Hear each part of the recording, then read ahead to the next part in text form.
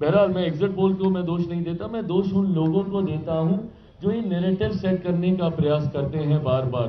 कि गठबंधन में दरार है, चिराग पासवान मुख्यमंत्री जी के बीच में दरार, लोजपा जदयू, और इन बातों को सहज स्वीकार करना भी आसान हो जाता है क्योंकि मेरा इतिहास भी ऐसा ही रहा है। 2020 में जिस तरीके से हमारी भूमिका रही, तो उस भूमिका के साथ जोड़ते हुए इन परिस्थितियों को जोड़ना आसान हो जाता था, और इसीलिए 24 के लोकसभा में भी यही परसेप्शन बनाया गया और यही परसेप्शन 2025 विधानसभा में भी बनाया गया। पर मुझे खुशी है आज कि जिस तरीके से तमाम बातों को ध्वस्त करते हुए एनडीए का प्रदर्शन रहा और जिस तरीके से विपक्ष के तमाम नेताओं की बातें, उनका भ्रम फैलाना, उनका फॉल्स नैरेटिव सेट करना सिर्फ बातें बनकर रह गया, और जो बातें मैंने निरंतरता में कही थी, राजनीति का विद्यार्थी हूं, बीइंग स्टूडेंट ऑफ पॉलिटिक्स, मैं भी अध्ययन करता हूं, पढ़ता रहता हूं, निरंतरता में सेफोलॉजिस्ट नहीं हूं, बट आंकड़ों को पढ़ता हूं, आंकड़ों पे काम करता हूं, और इसीलिए मेरा विश्वास हर बार गहराता है कि भैया इतना तो हम जीतेंगे ही जीतेंगे। और वो विश्वास जो मैं आप लोगों से संवाद के दौरान भी रखता हूं, वो आता ही इन बातों को लेकर है क्योंकि मैंने उन आंकड़ों पे काम किया होता है। मैंने बार बार 2020 से इस बात को कहा, जब ये बात कही जा रही थी कि भैया राजद इतनी बड़ी पार्टी, राजद इतनी बड़ी पार्टी, उस वक्त के नेता प्रतिपक्ष, अब आज की तारीख में कौन होंगे कैसे होंगे नहीं पता, बट उस वक्त के नेता प्रतिपक्ष कि भैया वो एकदम मुख्यमंत्री बनने के समीप थे, बन ही गए थे, शपथ होने वाली थी। मैंने तब भी ये कहा था कि बिहार की जनता ने कभी भी उनको चुनने के लिए वोट नहीं दिया है। 2020 में बहुत सहजता से ये बात मेरे साथ जोड़ दी जाती थी और कह दी जाती थी कि चिराग पासवान की वजह से जनता दल यूनाइटेड को नुकसान हुआ। अगर जनता दल यूनाइटेड को नुकसान हुआ तो इसका लाभ किसको मिला?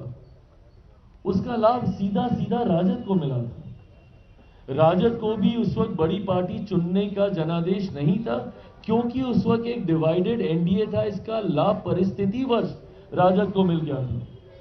बट उन आंकड़ों को देखकर, इतने विधायकों को देखकर, जिस तरीके से राजद अपने पुराने स्वरूप में, अहंकार में आ गया था,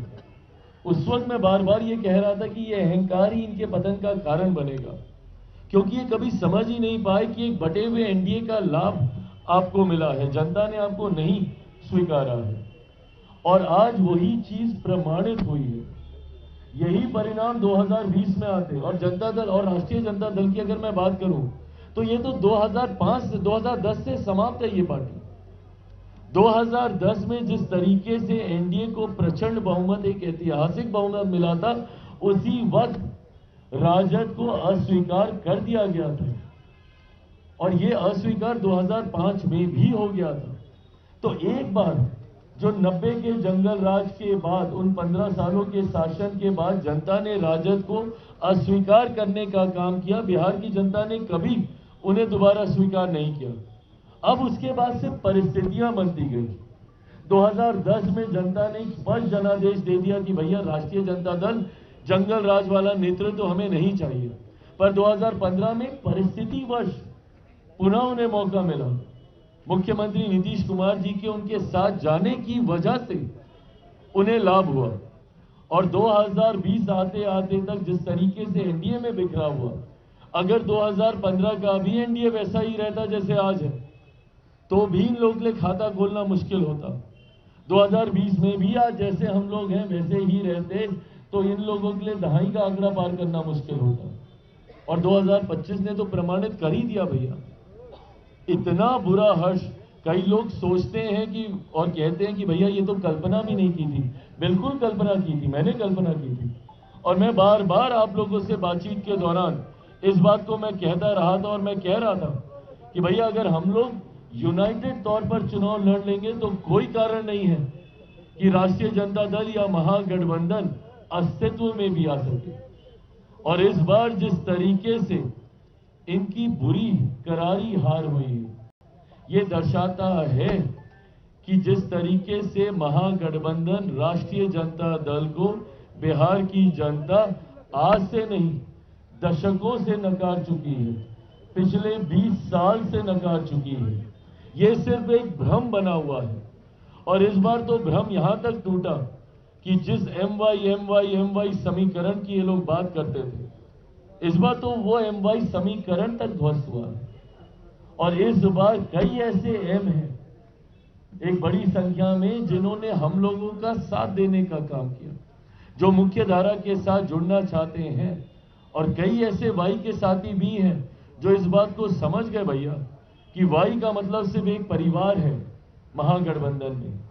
वाई का मतलब मुख्यमंत्री भी मैं, मेरे जेल जाने के बाद मेरी अर्धांगिनी, अगली पीढ़ी आएगी तो मेरा बेटा सांसद बनने की बात आएगी तो मेरी बेटी, कोई भी लाभ मिलने की बात होगी तो मेरा परिवार। तो वाई भी इस बात को अच्छी तरीके से समझ गए। आज उसी समाज से आने वाले मेरे कई विधायक आप सबके पीछे यहां पर मौजूद हैं। तो ऐसे में चुनाव पहले दिन से ही स्पष्ट था कि जिस एकजुटता के साथ एनडीए चुनाव लड़ रहा था, जहां पर बात सिर्फ विकास की हो रही थी, जहां पर बात डबल इंजन से मिलने वाले लाभ की हो रही थी, जहां पे बात मेरे प्रधानमंत्री के सोच की हो रही थी, जहां पे बात मुख्यमंत्री नीतीश कुमार जी के अनुभव की हो रही थी, जहां पे बात बिहारी फर्स्ट की हो रही थी, जहां पे एनडीए घटक दलों की एकजुटता की बात हो रही थी, तो वहीं दूसरी तरफ महागठबंधन के अहंकार की बात हो रही थी, एक दूसरे को सम्मान न देने की बात हो रही थी। आप बताइए भैया, ये कौन सहज स्वीकार करेगा कि इतनी माथा पच्ची के बाद, हाथ पांव जोड़ने के बाद, एक दूसरे को आंख दिखाने के बाद तो आपने मुख्यमंत्री के चेहरे पे सहमति दी। अगर ये सहमति इतनी पहले ही थी तो राहुल जी तो घूम के गए थे ना भैया बिहार, उस वक्त घोषणा कर देते उनके चेहरे पर किस तरीके से उनको डराना धमकाना पड़ा, तब जाके वो चेहरे की घोषणा हुई। और एक और जो उप मुख्यमंत्री बनने के लिए भैया पूरी पार्टी को ही उन्होंने स्वाहा कर दिया, और उस पर भी अहंकार उस गठबंधन का देखिए कि जनादेश अभी तक आया नहीं था और 18 तारीख को हम शपथ लेंगे, 18 तारीख को हम शपथ लेंगे। ये लोकतंत्र की भाषा नहीं है, ये अहंकार की भाषा है, ये तानाशाही की भाषा है। और जिसको 90 के दशक के बाद जनता ने नकारा तो आज तक उन्होंने कभी स्वीकारा नहीं। आज के बाद राष्ट्रीय जनता दल जिस तरीके से ये सांप्रदायिकता जातीयता का प्रतीक बन चुका था, एमवाई समीकरण, और कल मुझे खुशी हुई कि जिस बिहारी फर्स्ट की सोच को मेरे प्रधानमंत्री जी ने भी मजबूती से दोहराने का काम किया, जिस बात को मैंने तो अभी